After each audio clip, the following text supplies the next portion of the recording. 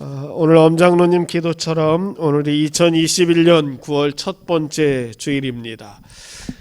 지난 7, 8월 동안 그렇게 뜨겁더니 어느덧 가을의 문턱입니다. 아침 저녁으로는 서늘한 바람이 불고 또 한낮에 뜨거움에 들판의 벼들도 익어가는 그런 계절이죠.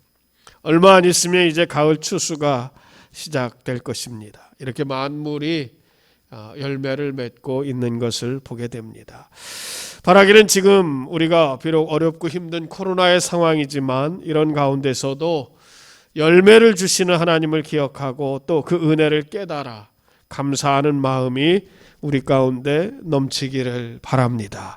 특별히 오늘 9월 첫 번째 주일, 특별히 에스겔서의 말씀을 통해서 우리에게, 즉 나에게 하나님을 향한 열심이 얼마나 있는가를 한번 점검하며 은혜를 나누고자 합니다. 에스겔은 하나님이 강하게 하신다, 또 하나님이 단련하신다라는 말입니다. 에스겔 선지자가 활동하던 시기는 이스라엘이 이제 유다 왕국의 마지막 나라가 멸망당할 그 시점입니다. 북이스라엘, 북왕국 이스라엘을 멸망시켰던 아수르의 세력이 점점 악화되면서 신흥 바벨론이 이 중동 지역의 패권을 차지하게 되었습니다. 그 무렵 유다는 여호야김이라는 왕이 통치하고 있었는데 이 여호야김 왕이 3년 동안 바벨론을 섬기다가 결국 배반을 합니다. 그래서 이에 대한 보복으로 바벨론은 예루살렘을 공격하게 되고 결국 여호야김 왕을 폐위시키고 그의 아들 여호야긴으로 왕으로 삼습니다. 여호야긴 왕은 3개월 동안 이렇게 통치하였는데 다시 느부갓네살 군대에 의해서 예루살렘 성이 함락이 되고 여호야긴은 이제 포로로 끌려가게 됩니다. 이때 에스겔 선지자도 바벨론으로 함께 끌려가게 되었습니다. 여호야긴 뒤를 이은 사람이 시드기야입니다. 시드기야 왕이 남유다의 마지막 왕이 됩니다. 이 시드기야 왕도 바벨론에 대해서 반란을 일으킴으로써 586년, 그러니까 BC 586년 느부갓네살의 왕의 공격으로 말미암아 예루살렘은 멸망하게 되죠. 그래서 남유다 왕국도 역사 속으로 사라지게 됩니다. 이 에스겔 선지자는 이렇게 유다가 멸망당하고 바벨론으로 포로로 끌려간 그곳에서 활동을 합니다. 그러니까 예루살렘으로부터 바벨론까지는 굉장히 먼 거리입니다. 또 이스라엘 백성들은 예루살렘 중심으로 생활을 했습니다. 또 하나님께서 예루살렘 성전 안에만 계시다라고 생각했는데 그 예루살렘이 파괴되고 그곳으로부터 멀리 포로로 끌려갔다는 거예요. 그래서 그들에게는 하나님이 과연 어디 계신가라는 문제로부터 시작해서 하나님이 정말 우리를 돌보시는가라는 것에 대한 물음을 갖게 되지요. 이때 에스겔 선지자는 30살의 나이로 선지 사역을 시작했고 그의 가정생활을 보면 갑작스럽게 아내가 죽는 일도 생깁니다. 어떻게 보면 저 힘든 가정생활을 했습니다. 또 백성들은 포로로 끌려와서 앞이 어떻게 될지 모르는 그런 암담한 상황입니다. 이와 같은 백성들에게 에스겔서는 또 에스겔 선지자는 하나님께서 우리를 회복시킬 것이다 라고 위로하고 선포하고 있습니다. 그래서 에스겔서가 우리에게 강하게 말하고 있는 것은 뭐냐면 하나님은 우리가 당신이 하나님이신 것을 알기를 원하신다라는 것입니다. 너희는 내가 여호와인 줄 알리라 라는 말씀이 곳곳에서 반복되고 있습니다. 오늘 본문도 마찬가지예요. 7절에 보면 내가 여호와인 줄 너희가 알리라 말씀하고 있습니다. 또 8절에 보면 나 주 여호와의 말이니라 계속해서 말씀하고 있는 것을 보게 됩니다. 여러분, 지금 우리가 살고 있는 이 시대가 이렇게 어둡고 또 혼란스러우며 신앙의 가치가 떨어지고 많은 사람들이 믿음을 버리는 이유 중에 하나는 하나님이 하나님 되심을 모르기 때문이다라고 할 수가 있습니다. 하나님을 단지 하나님의 이름, 여러 신들 중에 하나로 잘못 알게 있기 때문이다라는 것입니다. 이렇게 하나님을 잘 모르기 때문에 이 땅을 통치하고 이끄시는 하나님의 섭리를 깨달을 수 없고, 또한 하나님이 죄를 미워하고 죄에 대해서는 반드시 그 책임을 물으신다는 하나님의 엄위하심을 두려워하지 않습니다. 또한 우리가 만나는 상황 속에서 하나님은 우리를 지켜주신다는 믿음의 확신을 갖지 못하는 것입니다. 그래서 저는 이 시대가 이렇게 어둡고 혼란스럽다라고 생각을 합니다. 오늘 이 시간 현장 예배뿐만 아니라 또 영상으로 예배에 참석하신 모든 분들에게 하나님에 대한 분명한 믿음의 고백이 있기를 바랍니다. 지금도 나와 함께 하시는 하나님을 기억할 수 있기를 바랍니다. 그런데 여러분, 중요한 것은 하나님을 단지 우리가 아는 것에서 끝나서는 안 됩니다. 사실 여러분, 하나님의 이름은 많은 사람들이 압니다. 심지어는 귀신도 알고 불신자들도 압니다. 무당도 알고 이방인들도 하나님을 압니다. 심지어 하나님을 믿지 못하는 사람, 믿지 않는 사람들도 문제가 생기거나 갑자기 큰 일을 만나면 어이쿠 하나님이라는 것을 볼 수가 있어요. 하나님의 이름만 아는 거예요. 단순하게 이름뿐입니다. 그러나 하나님을 믿지 않죠. 나와는 아무런 상관이 없습니다. 우리가 하나님이 계신다는 것은, 안다는 것은 이제 하나님을 믿음과 신앙으로 고백하고 관계를 맺는다는 것입니다. 그러므로 여러분, 우리의 신앙의 첫 출발은 하나님이 내게 하나님 되심을 인정하는 거예요. 다시 말씀드리면 하나님이 나에게 주인 되심을 인정하는 것입니다. 그러면 우리의 삶의 모습이 달라져야 합니다. 시간 활용도 달라져야 합니다. 예를 들어서 여러분, 우리가 주일 이렇게 예배를 드립니다. 그런데 혹시라도 이 주일에 다른 일이 생길 수도 있습니다. 예를 들어서 잔치도 있을 수가 있고 또 약속이 있을 수도 있습니다. 급한 일이 생기기도 합니다. 그러면 그때 과연 우선순위를 어디에 둘 것인가 하는 것입니다. 우리는 믿음의 사람들이고 하나님을 온전히 주인 되심을 고백하는 사람들이기에 이 주일은 예배의 우선순위를 두는 것이지요. 하나님이 나의 주인이 되신다면 이렇게 달라져야 하는 것이 우선순위라는 거예요. 그렇기 때문에 여러분, 하나님과 관계가 없는 사람은 하나님이라는 말은 할 수 있지만 하나님을 주님 또는 아버지라고 부르지 못하는 거예요. 하나님을 주 아버지라고 하는 말은 하나님과 내가 어떤 관계를 맺고 있다라는 것입니다. 특별히 여러분, 아버지라는 부름은 하나님이 나를 낳았다라는 것을 말해주고 있는 것입니다. 하나님이 나를 낳았습니다. 그래야만 우리가 하나님을 아버지라고 부를 수가 있지요. 우리가 여러분, 하나님이 우리를 자녀 삼아 주셨다라고 하지 않습니까? 그러면 여러분, 언제 하나님이 우리를 자녀 삼아 주셨습니까? 에베소서 1장 4절 이하에 보면 이렇게 기록하고 있어요. 창세전에 그리스도 안에서 우리를 택하사 우리로 사랑 안에서 그 앞에 거룩하고 흠이 없게 하시려고 그 기쁘신 뜻대로 우리를 예정하사 예수 그리스도로 말미암아 자기의 아들들이 되게 하셨다라는 것입니다. 창세전에 그리스도 안에서 우리를 택하사 예수 그리스도로 말미암아 하나님의 아들이 되게 하셨다는 것입니다. 하나님이 이 세상을 창조하시기도 훨씬 이전에 우리를 기억하시고 우리를 자녀 삼아 주셨다는 분명한 선언임의 약속입니다. 하나님이 나를 사랑으로 자신의 아들이 되게 하셨다라고 기록하고 있습니다. 세상이 만들어지기도 전에 하나님은 나를 기억하셨고 나와 함께 하셨습니다. 그러니까 여러분, 이 말씀은 우리가 믿음이 아니면 어떻게 받아들이겠습니까? 신앙이 아니면 어떻게 이것을 인정할 수가 있겠습니까? 하나님이 나의 아버지라는 확신이 없으면 어떻게 이와 같은 약속을 내 것으로 삼겠습니까?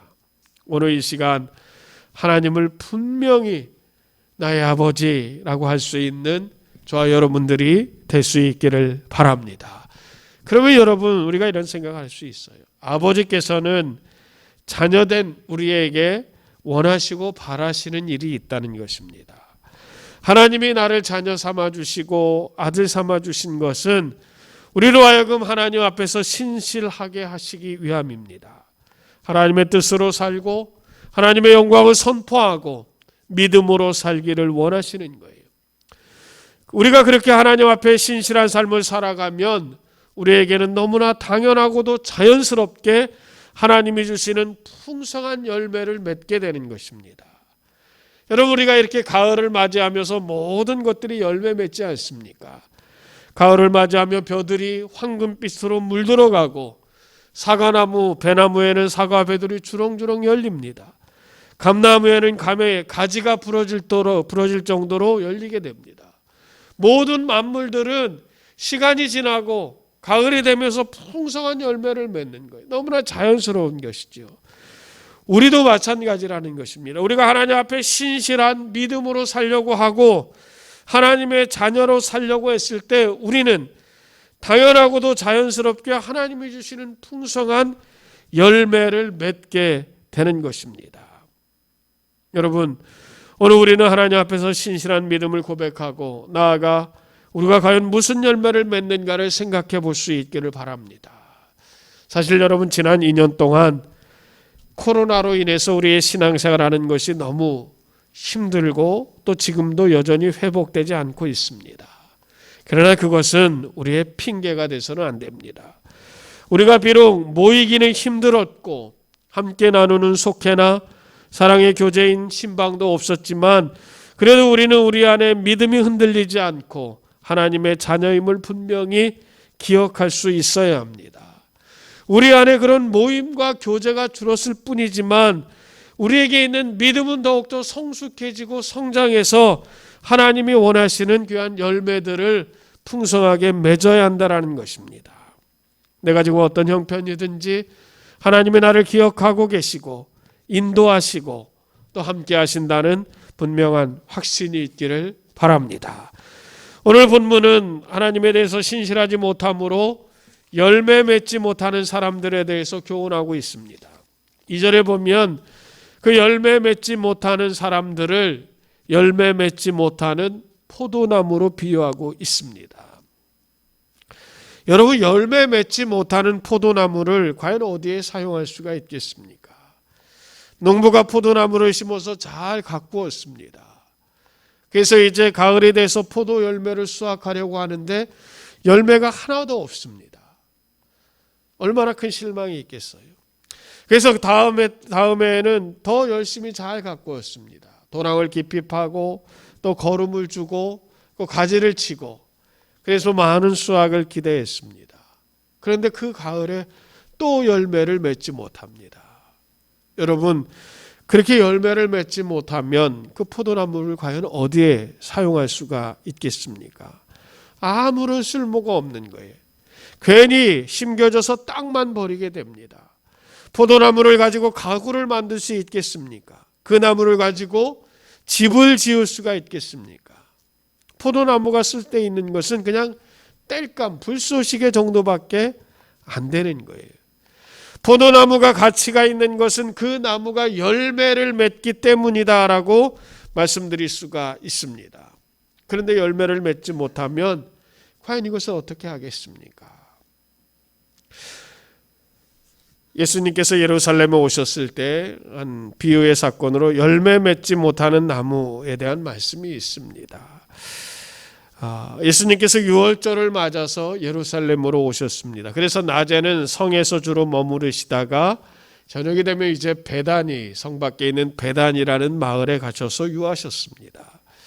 그 예루살렘 옆에 있는 이 베다니 마을에는 예수님이 늘 사랑하셨던 삼남매 마리아와 마르다, 나사로가 사는 집이 있었습니다. 예수님은 그 집에서 이제 저녁을 주로 유하셨어요. 하루는 이제 베다니에서 유하시고 아침에 예루살렘을 향해 가시는데 시장하셨습니다. 마침 무화과 나무를 보셨어요. 잎이 많이 있는 것을 보시고 혹시 무화과 열매를 얻을 수 있을까 해가지고 그 무화과 나무에 갔습니다. 그런데 여러분, 어떻게 됐습니까? 무화과 나무는 잎만 무성하고 아무런 열매도 없었습니다.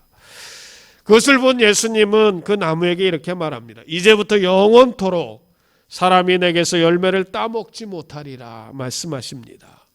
그런데 다음 날 보니까 그 나무는 뿌리채 말라 있었습니다. 여러분, 예수님께서 하신 이 행동, 또 어찌 보면 이 비유의 말씀 중에 무화과 나무가 우리에게 주는 교훈이 과연 무엇입니까?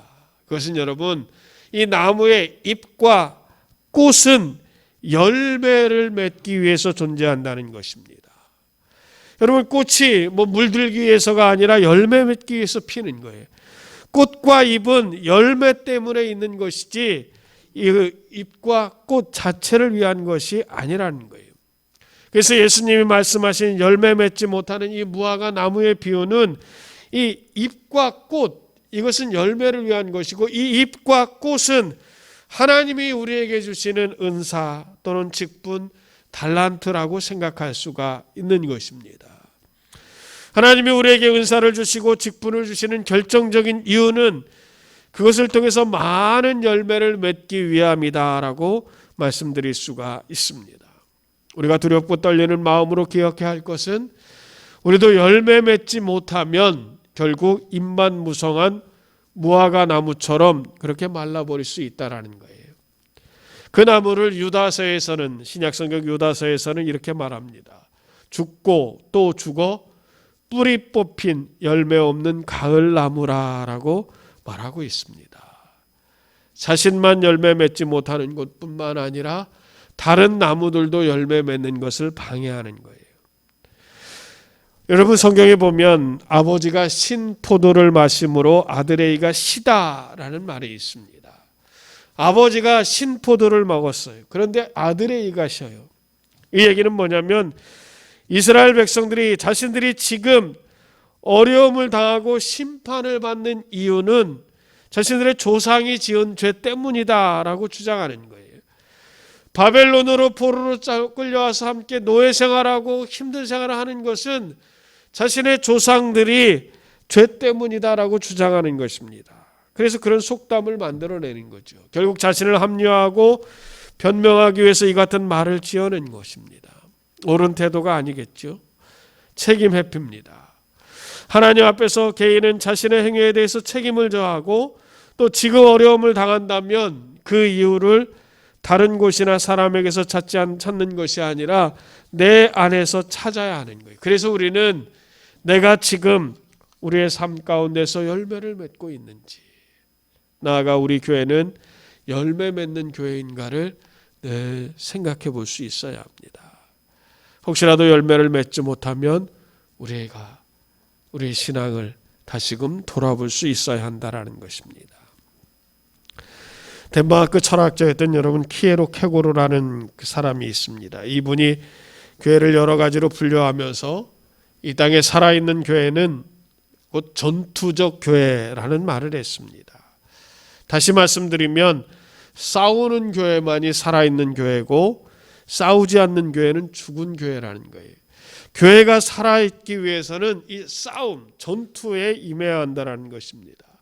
이 전투적 교회라는 것은 어떤 의미냐면 항상 깨어 있으면서 세상의 죄와 악과 더불어 싸울 준비를 갖추고 있는 교회고 또 기꺼이 담대히 맞서서 싸우는 교회를 말하는 거예요. 이것은 여러분 교회뿐만 아니라 개인도 마찬가지입니다. 우리가 하나님 앞에 신실한 믿음의 사람으로 살고 하나님의 자녀로 이 땅에 살아가다 보면 때로는 우리가 싸워야 할 것이 있다라는 것입니다. 죄의 유혹이 있고 또 잘못된 모든 것들이 있습니다. 그것에 맞서서 기꺼이 싸워야 한다라는 것입니다. 이 싸움에 때로는 믿음의 사람들이 피하려고 하기도 합니다. 하나님의 말씀대로 살려고 하고 또 때로는 손해를 보면서도 기꺼이 예수님의 사랑으로 살려고 하는데 막상 현실에서의 삶은 그렇지가 않을 때가 많아요. 만만하지가 않습니다. 공연히 나만 손해보는 것 같은 때가 있지 않습니까? 그래서 잘 싸우려고 하지 않아요. 그런데 여러분, 싸우려고 하지 않는 성도, 싸우려고 하지 않는 교회는 곧 죽은 교회, 죽은 성도라는 말입니다. 그래서 여러분, 우리는 기꺼이 하나님의 말씀 붙들고 세상에 나가서 싸울 수 있어야 되는 거죠. 열매 맺기 위하여 하나님의 말씀을 지키기 위하여 싸우는 것입니다. 이 싸움은 우리를 때로는 두렵게 합니다. 그래서 머뭇거리게 합니다. 우리만 그런 게 아니에요. 성경에 보면 위대한 지도자들도 그렇게 두렵고 떨리는 마음으로 하나님의 말씀을 붙들고 나가서 싸웁니다. 그래서 큰 열매와 결실을 맺는 것을 볼 수가 있어요. 그리고 하나님은 그들을 보내면서 늘 위로하시고 격려하시고 힘을 주십니다. 여러분, 모세를 보세요. 하나님이 모세에게 이스라엘 백성들을 애굽에서 해방시키라는 소명을 주십니다. 너는 이 말씀을 붙들고 애굽에 가서 싸우라라는 것이지요. 그때 모세가 하나님, 나는 입이 둔한 자입니다. 말을 잘 할 줄도 모릅니다. 그러니까 하나님, 다른 사람을 보내십시오. 모세의 이 핑계에 대해서 하나님 뭐라 하십니까? 내가 반드시 너와 함께 있으리라 하시고 그의 형 아론을 붙여주십니다. 내 형 아론이 있지 않느냐? 그가 너를 대언자로 세우니 그가 너를 대신하여 말을 하리라. 하나님의 이 말씀 속에는 내가 너를 위하여 대언자까지 세웠는데 왜 그렇게 두려워하느냐? 너는 담대하고 내게 맡긴 일을 감당하고 기꺼이 맞서서 싸우라라는 것입니다. 여호수아도 마찬가지입니다. 가나안 땅을 정복해 들어가는 것이 두렵고 떨리는 일임에 틀림이 없었을 것입니다. 모세는 죽고 백성들은 전쟁 경험이 없는 사람들입니다. 그러면 혹시라도 두려움이 그 안에 있었을지도 모르죠. 하나님이 여호수아를 찾아오셔서 제일 먼저 하시는 말씀이 두려워 말고 마음을 강하게 하라. 담대히 하라. 내가 모세와 함께하였던 것 같이 너와 함께하리라. 내가 너를 떠나지 아니하리라. 내 하나님 여호와가 너와 함께 하느니라 하셨습니다.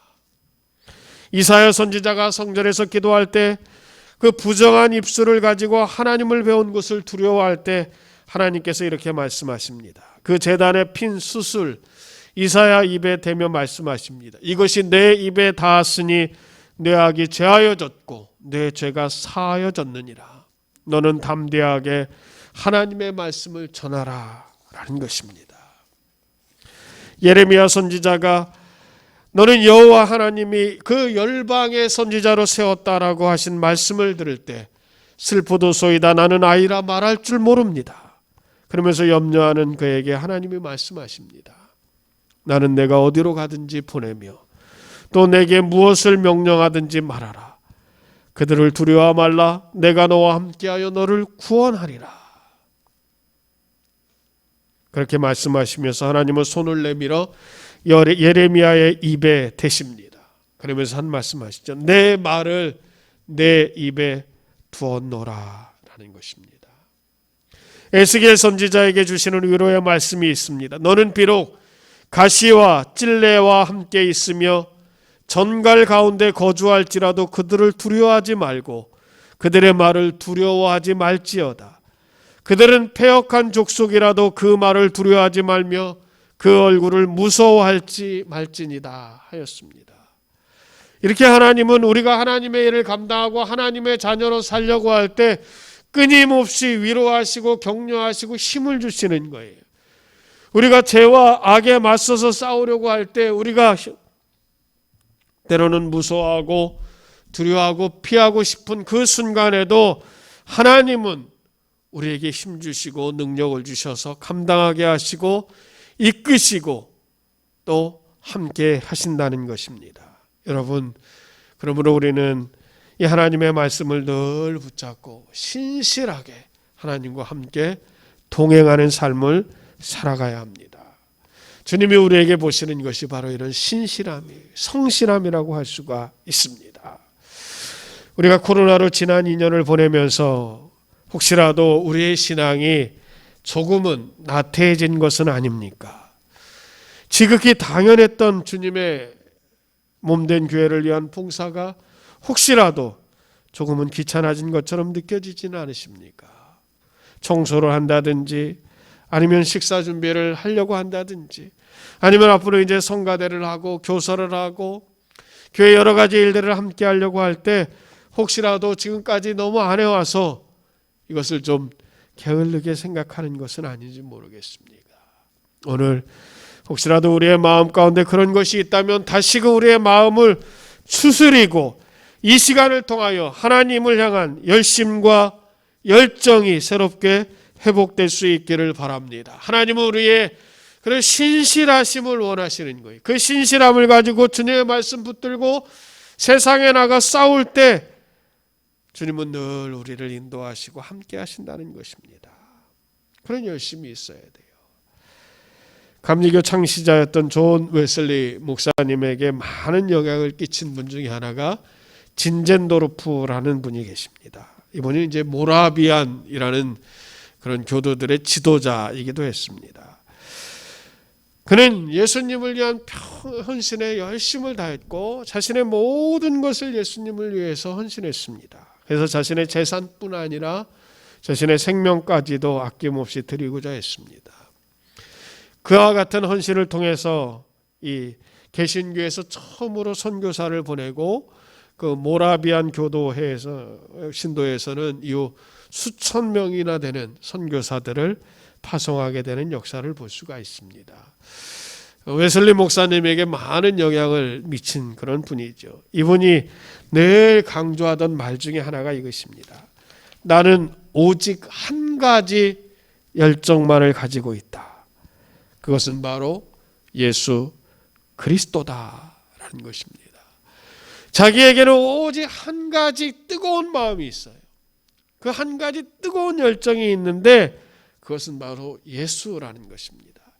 예수님만 생각하면 내 마음에 불 붙는 것 같은 그런 열심이 타오르는 것입니다.